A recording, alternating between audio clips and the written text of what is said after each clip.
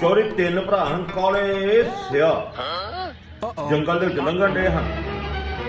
ਇੱਕ ਦੇ ਪੈਰ ਨੂੰ ਖੀਰ ਵੱਜੀ। ਫੇਰ ਉਹਨੇ ਕਿਹਾ ਮੈਂ ਵੇਖਿਆ ਕੀ ਏ।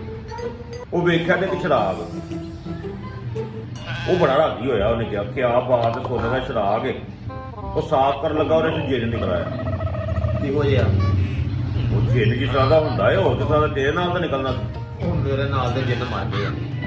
ਉਹ ਜਿੰਨ ਨਿਕਲਿਆ ਜਨਾਬ। ਉਹ ਕਹਿੰਦਾ ਹੁਕਮ ਮੇਰੇ ਆਕਾ। ਕਹਿੰਦੇ ਲੈ ਵੀ ਅਸੀਂ ਤੇ ਹੋ ਗਏ ਅਮੀਰ ਸੋਹਣਿਆ ਹੁਣ ਤੇ ਬਣੇਗੀ ਗੱਲ।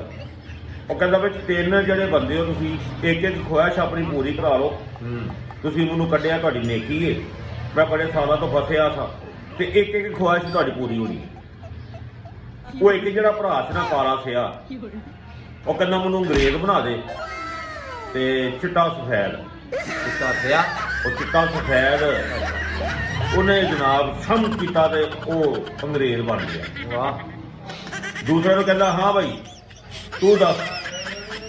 ਕਹਿੰਦਾ ਮੈਨੂੰ ਵੀ ਇਹਦੇ ਨਾਲ ਦਾ ਅੰਗਰੇਜ਼ ਬਣਾ ਦੇ ਤੇ ਅੱਖਾਂ ਮੇਰੀਆਂ ਬਿੱਲੀਆਂ ਤੇ ਵਾਲ ਮੇਰੇ ਬਰਾਊਨ ਰੰਗ ਦੇ ਹੋ। ਕੀ ਬਾਤ ਹੈ, ਵੱਡੀ ਫਰਮਾਇਸ਼। ਉਹਨੇ ਫਰਮ ਕੀਤਾ ਤੇ ਜਨਾਬ ਉਹ ਵੀ ਦਾ ਅੱਖਾਂ ਬਿੱਲੀਆਂ ਹੋ ਗਈਆਂ, ਬਰਾਊਨ ਵਾਲ ਹੋ ਗਏ, ਚਿੱਟਾ ਸਫੈਦ ਹੋ ਗਿਆ।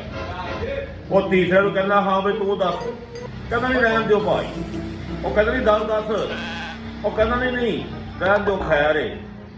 ਕਹਿੰਦਾ ਦੱਸਣਾ ਏ ਕਿ ਜਿਹੜਾ ਨਾ ਮੈਂ ਜਾਵਾਂ।